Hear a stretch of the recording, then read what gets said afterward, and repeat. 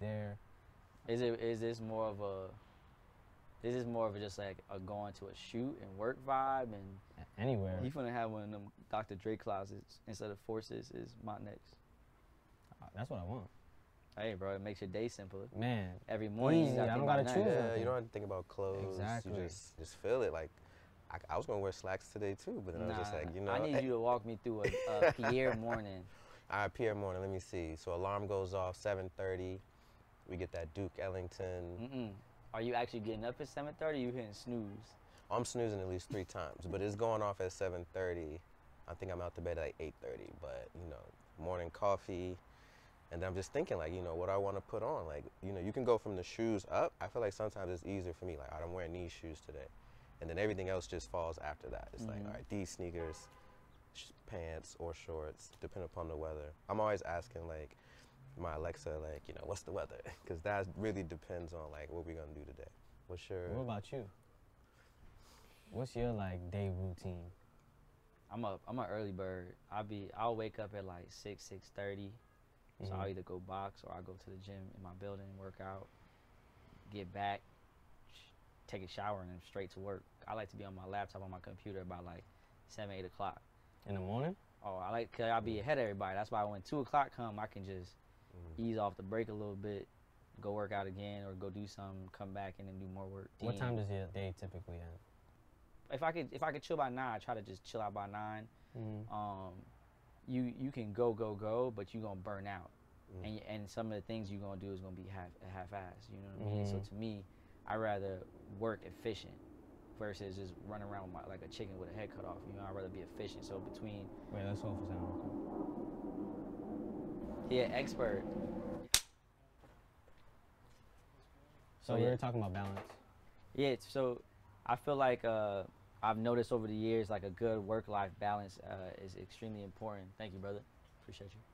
Okay. Especially after like working for Puff, like we would work. So we all have that in common. We would work around the clock. There was literally no off time. There was no sleep and all that stuff. And I felt like after a couple of years, I still kept that mentality. And I feel like I still have that mentality of like, you know, just outworking everybody. But I've noticed that it's important to also like live your life. I look at other industries or other people, and I look at like you heard about Pharrell, like how Pharrell, he has a certain time where he doesn't stay in the studio till, because he makes sure he goes home, he be with his family, he resting. That's why he looks so young. But yeah, I mean, you feel like you got a work-life balance?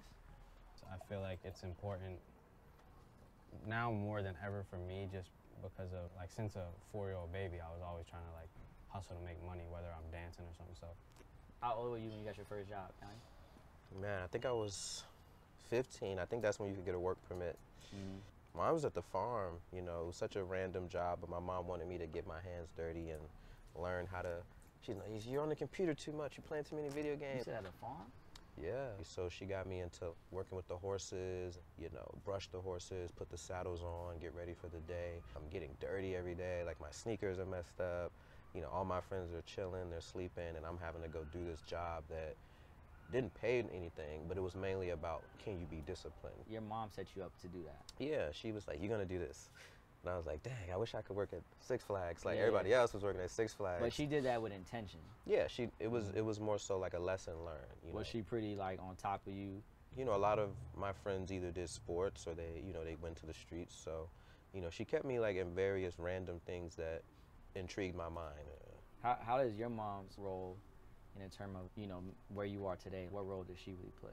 My mom's like the representation of hard working single mom, you know, bouncing back from like Cape Verde to America. She was first generation? Yeah, my mom was actually born in Cape Verde, and she raised me and made me a sweet young boy. I was always attached to her hip, and she just taught me so much about just being respectful, and every step I took early on in life, you know, whether it was getting my first job or her helping me with my second job, was, you know, definitely was her cosign for a lot of the things. So I'm definitely a mommy's boy. Yeah. How about you? Like, what'd your mom or dad teach you as a kid? I feel like my mom taught me everything. My mom was just like a hard-working person. she was a very prideful person, even though we lived in like the hood, or you know, you hear about it, piss in the elevator and dirty, but as soon as you walk into our apartment, It's different. spotless. Y'all are both creatives, right? And you collab great together, as we see the work. But like, how does the synergy work? Because you have creative ideas, you have creative ideas. You know what I mean? Like, how do you balance those ideas, and how do you balance like that dialogue? We spitfire back and forth ideas, and I mean, at the end of the day, I feel like, you know, we start up at a hype level and get excited and like think big, and then it, you know, it starts to hone in and hone in. Reel us in a little bit. We kind of like straighten it out and kind of hone in on what the idea is, to, you know, 7 ideas to 6 ideas to 5 ideas, you know, and we kind of say, okay, these are the 4 concepts or 3 concepts that, you know, are like great. Dude, we always look forward to like the next project. I think, you know, just executing on what the client wants is like, you know, that's like the new goal for us, is just to like become more precise. So, I work with y'all, so I understand and I see the dynamic very close up, and I understand like how the creative flows and the ideas, but I really want to understand how you work with this man, because his ideas are way over the top. Or even how do you yourself take those Both of our ideas both those combined. ideas and bring it back to like realistic terms that can work within the budget? What I usually do is come to you with all of our ideas, and you say, No. it's not in the budget. It's not in the budget. But on a serious note, like, I feel we're so young and we just have a lot of crazy ideas. You know, those crazy ideas all somehow seem to fit in a creative brief that we get from a client. We look at who's our subject, and I feel like we just automatically start to depict something and start to think about an image for them or think about a creative around it. And it starts off like this. We always tend to like still like fight the budget, and I'll end up paying for most of the shoot. Well, you also are like we talked about earlier, you're also investing in yourself in a standpoint, right? You might be taking less of a fee, you know, to get the creative vision that you want executed, and that's all in hopes to like have bigger budgets and more to do in the future. So it's like, it's a good sacrifice to make now to hopefully keep growing and have more opportunities later. So, you know, sometimes we look at it as like, oh man, less money for us, but I feel like when we have those ideas and we know the vision, we don't really care about the money. It's more like, oh, this is gonna be dope. 'Cause at the end of the day, you know, you can't rely on the budget to do the creative, no matter what the budget is. Just really honing into what the creative is, and less about how much is going to be in my pocket, but more about what am I going to show the world and what am I going to leave behind as an artist. It's like my main thing. What was it like in this recent project, this Vanity Fair cover? You don't see a lot of people that look like you shooting Vanity Fair.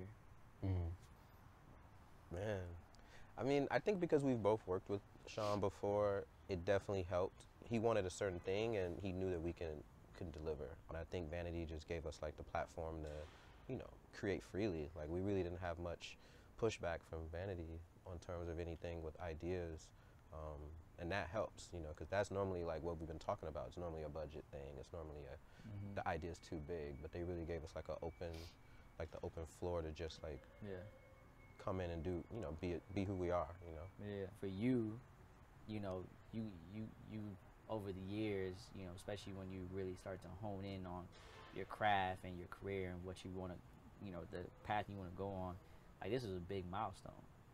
Yeah. You know what I mean? So like, seeing it in person was crazy, you know, like I was back home and we just put our heart into it, and what we thought, it was very organic of a process, and what we're used to just working together. It was very intense, and it was very just real to us, and what we, you know, we never really like settled on anything that we didn't feel like.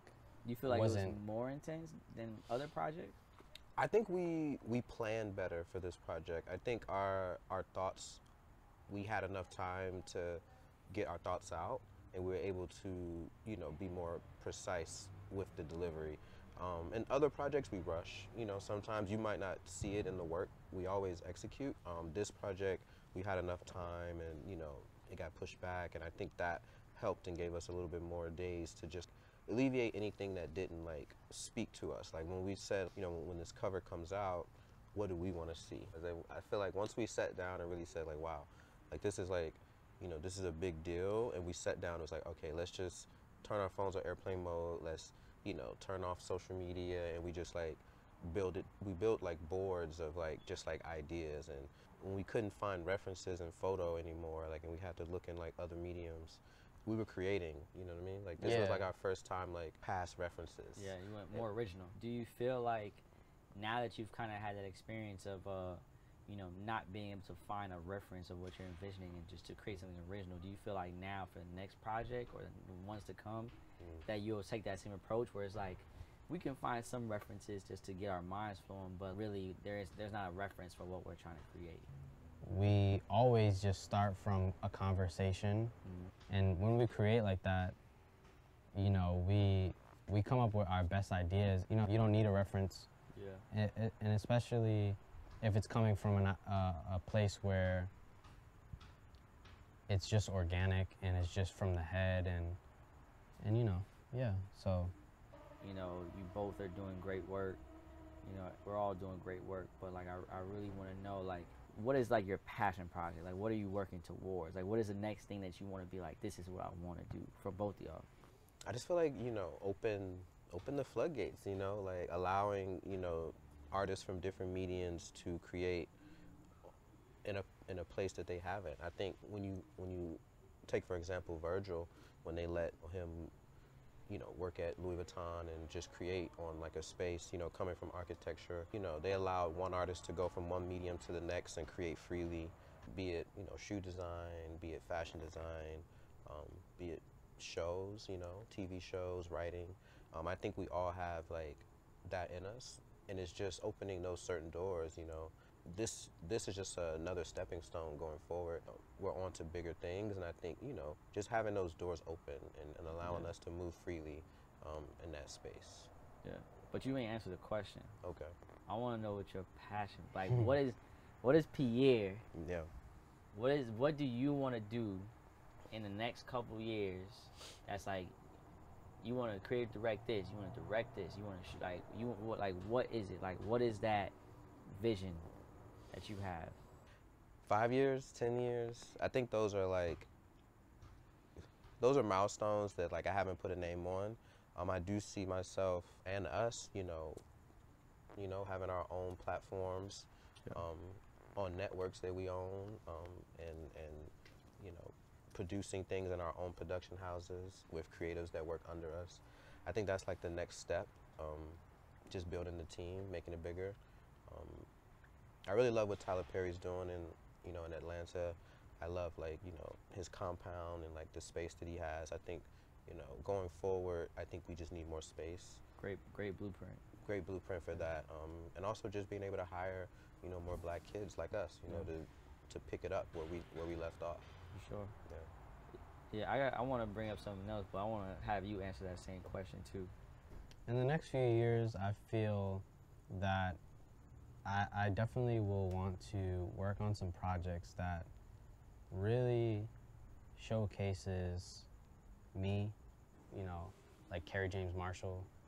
Kerry James Marshall was like a huge inspiration to us for just being free, being, you know, really like an artist that created, and it was just organic on how we kind of stumbled upon, you know, a reference by him for the Vanity Fair cover. So how was that? Like, you came across this reference, and then what happened? How I came across his reference really was crazy. So Sean, aka Love, had bought his painting, and that kind of opened me up to who is this guy. When I became familiar with his work, it kind of just stood in the back of my mind, and you know, it kind of just came across to me one day when we were just talking, and I was like, man, you know what? This is how I see you know, the 2022 love. You know, Yeah. it's interesting to find his painting and the image that we created and pay homage to Kerry James Marshall and really not take from, but like I said, to show homage to him for that, because it's such a classic painting. Yeah. How do you both feel like you're gonna bridge that gap for the future generation of like young Black creators? Like, You know, it's always great to find references, but if I'm the next person that creates from my head, then that's a reference for the next generation or somebody else to maybe see and see as inspiration. And I've been thinking for us more than for I. And that's kind of what's really like important to me, and being true to like, you know, where I come from. what about you, Donnie? How you feel? I remember years ago, maybe it was like 2015, 2014, and Sean Love, he was like, you know, we're going from like me to we.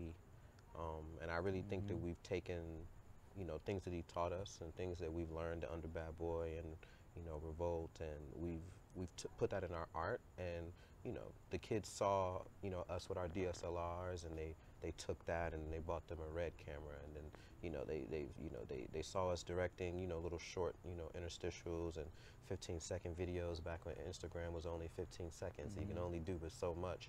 Now they're doing, you know, long form, you know, content on social media. And I think, you know, the kids will take what we've done here and they will see it and they'll know it's possible. You know, not only can they shoot covers, but they can create and tell their story. And I think that's what we really wanted to do. We wanted to showcase like Black love, and push it forward, you know, not going backwards, not showing anything dated, but just pushing that look of, you know, Black art forward into 2021 and beyond. Yeah. How does it feel? You know, you're one of the very, when I say very few, I'm probably overestimating, but one of the very few Black people in general to shoot a Vanity Fair cover, and you're only, you know, 24 years of age. Like, how does that make you feel? Like, how are you feeling right now? Whether I was the first or I was the 12th, you know, I feel that it really doesn't matter about race. It really matters about the art. It really just matters about the art, whether you're Asian, you're Black, you're Mexican, or you're white. It should just be a natural thing of, you know, whose work fits with what, and it shouldn't be squeezed into who's big or who's not. Somebody from Oklahoma or somebody from Massachusetts like me, or somebody from Maine or somebody from Chicago should have the opportunity to shoot any magazine or any editorial or any wildest dream, as long as they've worked towards that and their art speaks to who is in position to make the decision. So that's what it is about to me. I don't feel like I'm the third Black photographer or the fourth Black photographer or the fifth Black photographer. I just feel like I was presented with an opportunity and I went in with the best intentions to showcase what I feel is a good representation of love, of Sean Combs, of his next era, in the time stamp that we're in, or in the future, for what people should see from myself as an artist and from love. So, yeah. Oh, man. But yeah, this was a great conversation. Thank you both for just, you know, spending time and getting the game. And thanks for coming to the crib. Hey, it was great to come. You have great wine. Great wine taste. Thank you. Thank you, bro. Salud. I think, you know, the creatives that are coming up in the world, and even the creatives who have influenced you both, are gonna watch this and listen to it and get something from it. Whether it's a bow down to them for, you know, the work they've done and the, you know, the things that we've been influenced by, as well as the ones to come. I think everybody's gonna pull something from this conversation. So just keep working. You know, keep moving with intention. Always remember, you know, what the purpose is, and I think everything will go the right way. So thank you both. Thank you, bro. Great. I appreciate Dave. you. Love y'all.